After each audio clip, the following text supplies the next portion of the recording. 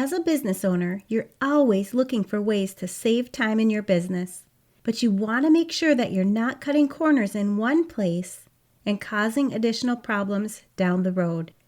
This holds true when you're doing your bookkeeping as well. I always tell my clients when they're setting up their bookkeeping systems to make sure that they're capturing information that will be helpful for them when it comes time to prepare their tax returns. But tax compliance shouldn't be your only concern when you're doing your bookkeeping. If there are certain items that you want to track in your bookkeeping, you need to set those processes up in the beginning so that you can see the results at the end of the month, the quarter, or even the year. Remember the saying, garbage in is garbage out. This is true in your bookkeeping as well. When you're utilizing a computerized software system to track your bookkeeping, I'm sure you've noticed how easy it can be to have your banking transactions automatically feed into your bookkeeping system. There's also ways that you can have them automatically categorized for you by using bank rules. In theory, this is a great system, but it can cause problems in your bookkeeping if you're not careful about how everything is set up from the beginning. In today's podcast episode, I'm going over what bank feeds and bank rules are and how to ensure that you have everything set up appropriately so that you can have accurate financial statements, which will then allow you to make sound business decisions. It doesn't matter if you're just getting started with your business, you're a self-employed individual, a solopreneur, entrepreneur, small business owner, bookkeeper, or virtual assistant.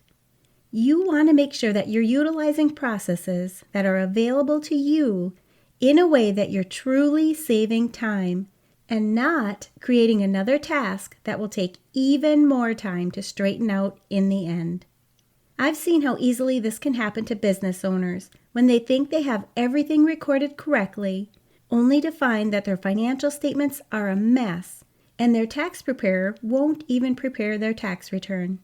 I've had lots of projects like this come through my business in just the last month, so I want to help you avoid this costly mistake. Listen in as I walk you through steps that you can take today to ensure that your bookkeeping is on the right track.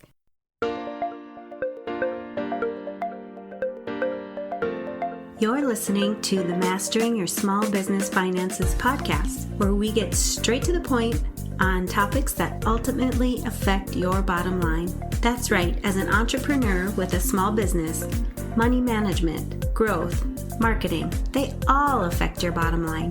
I'm your host, Chris Ponick. I'm a certified public accountant, and I've been helping small business owners like you navigate and easily understand these complicated topics for over 25 years.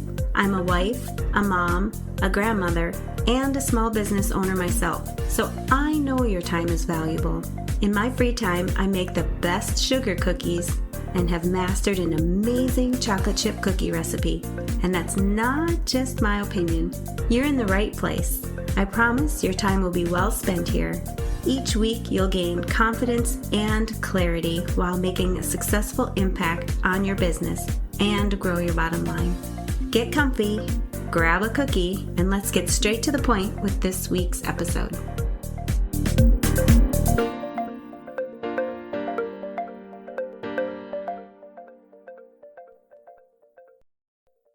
Welcome back. I wanted to take some time to talk to you about how to manage your bank feeds as well as your bank rules. These options are normally available to you if you're using a computerized software system for your bookkeeping. But in today's episode, I'm going to be referring to QuickBooks and QuickBooks Online specifically. Much of what I say will also relate to other computerized software systems, so make sure you follow the tips to manage your bookkeeping system, whether you're using QuickBooks or another computerized software system. For a quick introduction, when you use a computerized software system for your bookkeeping, you normally have an option to link your bank account to your bookkeeping software system so that you don't need to manually enter each transaction. This is indeed a time saver, but you need to know that even though these transactions don't need to be manually entered, you still need to take the time to record them properly. In a typical situation, your bank will bring in your transactions and you'll see them in a download area for your review. In QuickBooks, you can look in your banking tab to see your bank accounts. Then you can select which bank account you want to view, and you'll see all of the transactions that have been downloaded and are ready for your review. You can also view the transactions that have been downloaded and have been categorized or excluded in this same area by selecting the appropriate tab in the banking area. Each transaction that has been downloaded and is in your For Review area will need to be reviewed and added to your books. If you have already recorded the transaction, you'll have the option to match the downloaded transaction to your original entry. For example, you may have already entered a check for your utilities for the month. When this check clears the bank, it will be included in your For Review area from the downloads, and you can then simply match this transaction to the check that you've already entered into your books. This is the first area that I want to stress the importance on today. When the transactions are downloaded, there are normally a category that's suggested for you to use when you need to add the transaction to your books. Don't just assume that this category is correct. Make sure that you actually take time to review the transaction, and if the category that's suggested for you is incorrect, you have the option to change it to the correct account or category. All you need to do is click on the transaction and you'll have the option to categorize it to the correct category or account. You also have the option to split the transaction into multiple categories or accounts as well. This is helpful for whenever you have a transaction that involves multiple items. Let's say, for example, you made a purchase at an office supply store where you bought office supplies as well as a new telephone. You can easily categorize the total for your office supplies as office expense, and your new phone could be categorized as telephone expense. The total of both split categories will equal the total of that one transaction. This is also where you can split the principal and interest portions of a loan payment that you pay so that your loan balance and your interest expense would always reflect the correct amounts. If you're an accountant or high-stress professional, you want to start enjoying your life more, both at work and at home. You've likely built a successful career, but at what cost? The problem is, you're so buried in deadlines and to-do lists that there's no time or energy left for the things that really matter. You're great at managing clients, deadlines, and numbers, but your own stress, time, and well-being, well, they always seem to come last. The constant pressure leads to burnout, guilt, and feeling like no matter how much you do, it's never enough. I see this all the time. As a CPA with over 20 years of experience and a certified coach, I've helped high-achieving professionals, just like you, go from stress and burnout to a more integrated and balanced lifestyle using the reinvention process. This process helps you reduce stress, reclaim your time, and finally build a healthier, happier, and more balanced lifestyle without sacrificing your success. The truth is, stress doesn't go away on its own, and eventually the cost isn't just exhaustion. It's your health, your relationships, and your love for the work you once enjoyed. If you're ready to build a life that you don't need a vacation from, it's easy to get started. First, schedule your complimentary stress audit and clarity session, where in just one session, I'll help you pinpoint what's really draining your time and energy. Create a personalized action plan to help you simplify your life, reclaim your time, and increase your productivity so that you start living with more energy, focus, and freedom. You don't have to keep doing this alone. I can help you customize a plan to stop the overwhelm and start enjoying your life again. Go to financialadventure.com, click on the Work With Me button, and book your free session today. Let this be the moment that you stop just surviving and start living with more control and finally enjoy a more integrated and balanced lifestyle again.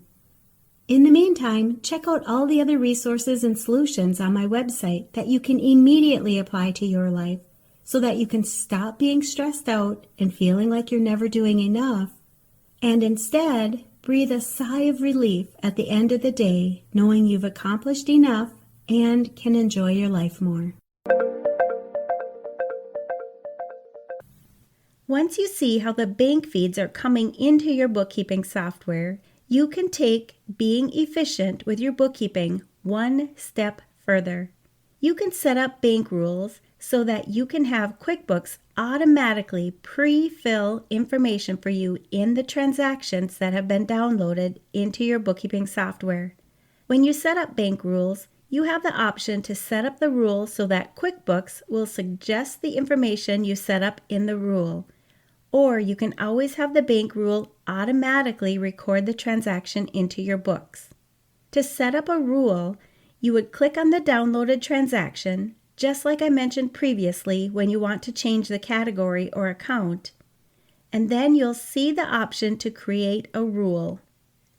When you click on Create a Rule, you're able to name the rule as well as create the rule around that specific transaction.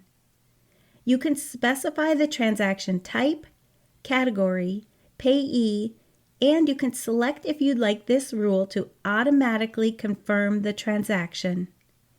Make sure that the information that you provide in this area is accurate. If you like the thought of having QuickBooks automatically know which category and vendor you want this transaction to go into, but you don't quite feel comfortable with having that transaction automatically confirmed, you don't need to select the Auto Add option.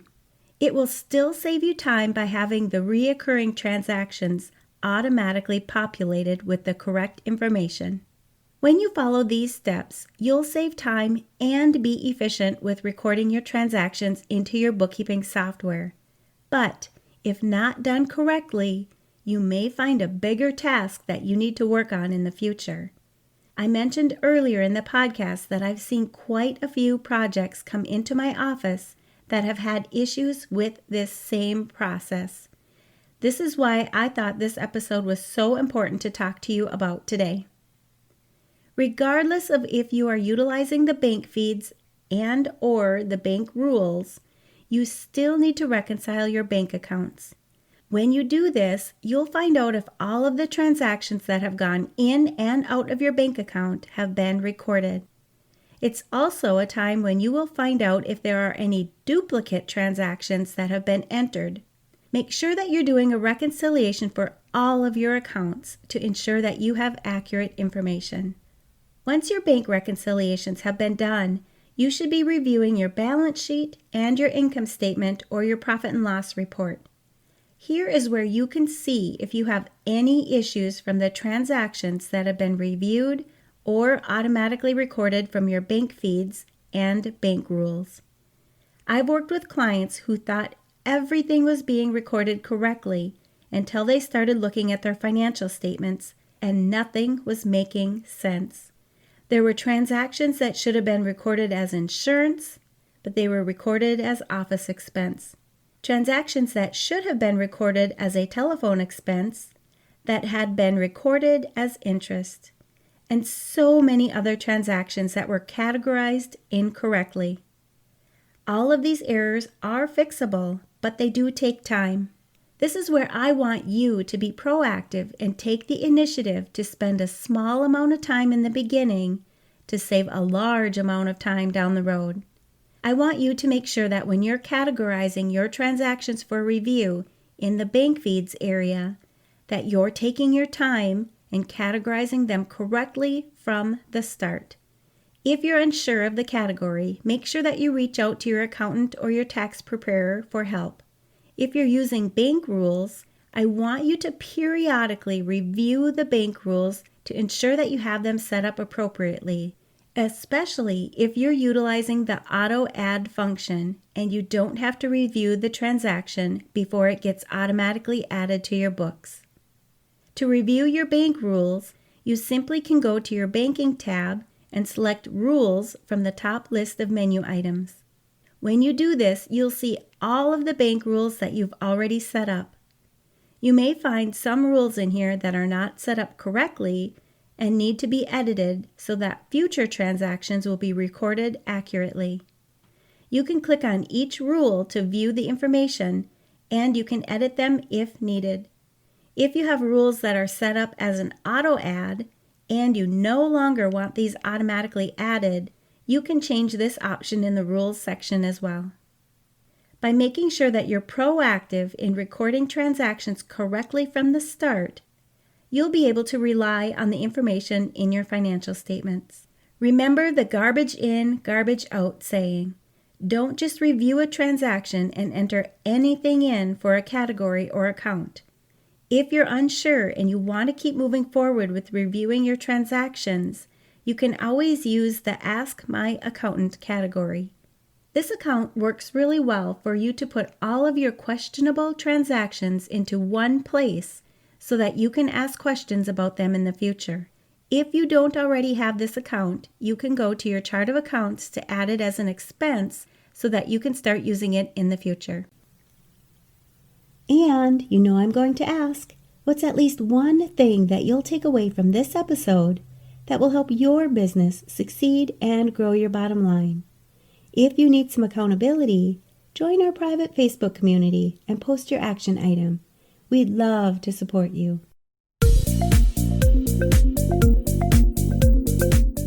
Thanks for taking the time to tune into this episode of Mastering Your Small Business Finances. If you enjoyed this episode as much as I enjoyed creating it for you, I'd love for you to give it a 5-star rating and subscribe to the show so you never miss an episode. Visit financialadventure.com for the show notes, links from this episode, and while you're there, leave a comment if you have a topic you're interested in learning more about that affects your bottom line. If you're looking for a community where you can ask questions and get feedback about your small business, join my private Facebook group. You can find the links to this group and more on financialadventure.com.